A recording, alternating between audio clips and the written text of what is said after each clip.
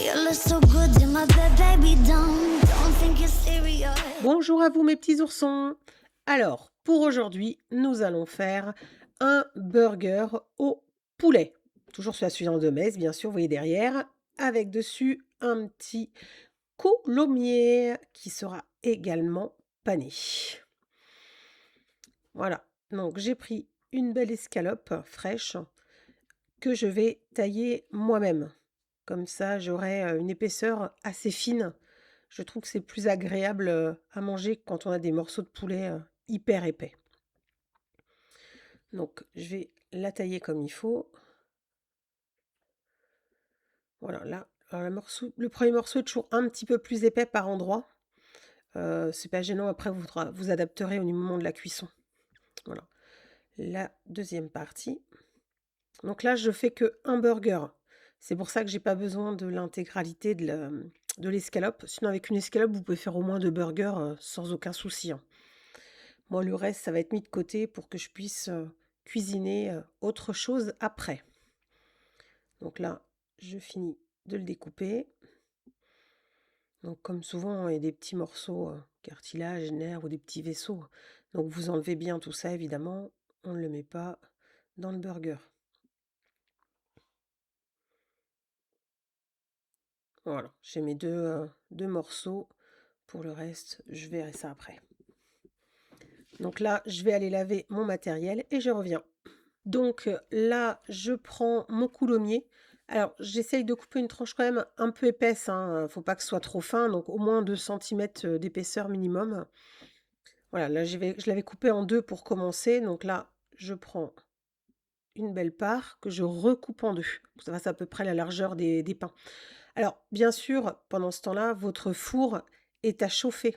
Ça, c'est primordial. Là, donc, j'ai pris de la farine, j'ai un œuf que je vais battre en omelette, bien entendu. Voilà, on le bat comme il faut. Là, je vais pouvoir rajouter du poivre et un peu de sel. On va, voilà. Bon, après, vous mettez évidemment l'assaisonnement en fonction de ce que vous aimez. Donc là, je prépare tout pour mes escalopes. Puisqu'après, je ferai un petit peu différemment pour le brie. Donc voilà, mon omelette est, bien. Là, j'ai une chapelure dorée classique extra croustillante que j'ai mis dans mon assiette. Donc je vais commencer par mettre mon poulet. Donc on va le mettre comme il faut dans la farine. Évidemment qu'il y ait de la farine partout, de façon à ce que ça adhère bien. Voilà, on écrase bien s'il faut la viande dans la farine pour vraiment y en ait partout. On va faire la même chose dans l'œuf battu. Voilà. Et puis, on va mettre dans la chapelure. Donc voilà, on peut recouvrir avec la chapelure, on tourne. Le but, c'est que vous ayez vraiment de la chapelure partout. Moi, personnellement, je fais toujours une double panure. Je trouve que ça se tient mieux et que c'est plus agréable. Ça fait une croûte un peu plus croustillante. Donc, je remets dans l'œuf et je remets dans la chapelure.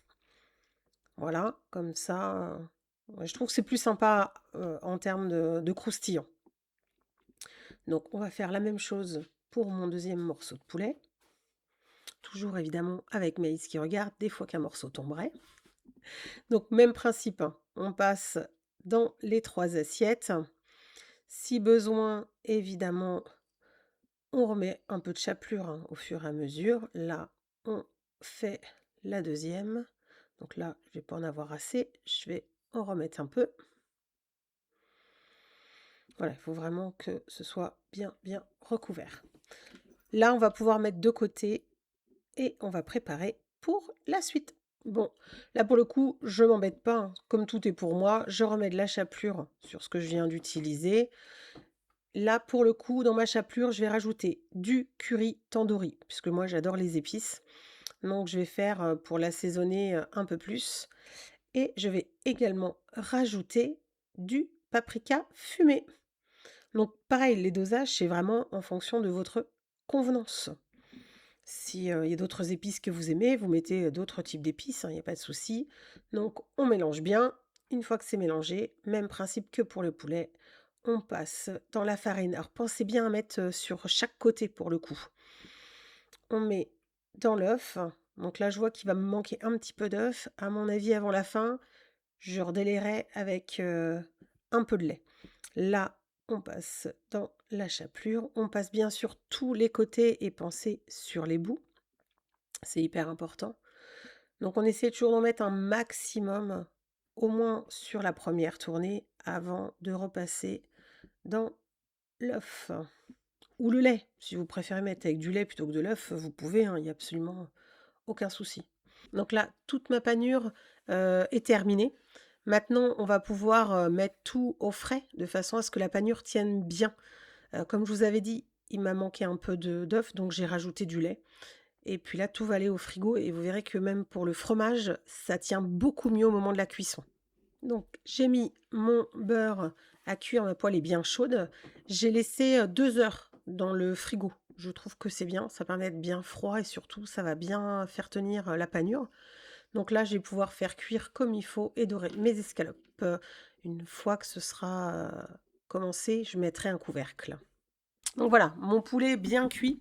J'ai coupé le feu, je laisse le couvercle dessus pour qu'il reste fondant. Et pendant ce temps-là, j'ai mis mon huile à chauffer pour pouvoir mettre mon coulommiers.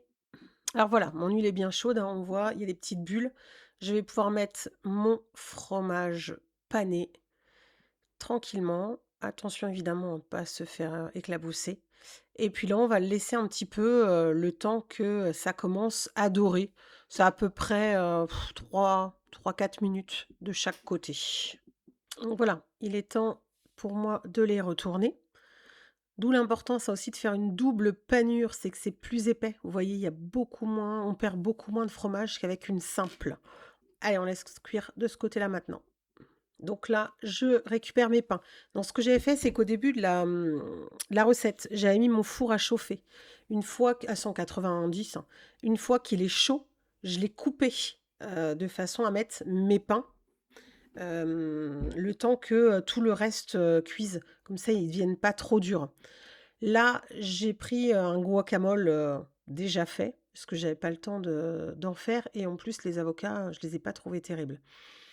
Donc, je tartine bien comme il faut mon fond pour qu'il y en ait quand même un peu d'épaisseur. Ensuite, je vais mettre un peu de tomate. Pour le coup, j'ai pas mis de salade. Je suis partie avec l'idée d'avoir de l'avocat. Et puis là, je mets 2 tranches de tomates, de façon à ce que ça recouvre comme il faut le fond.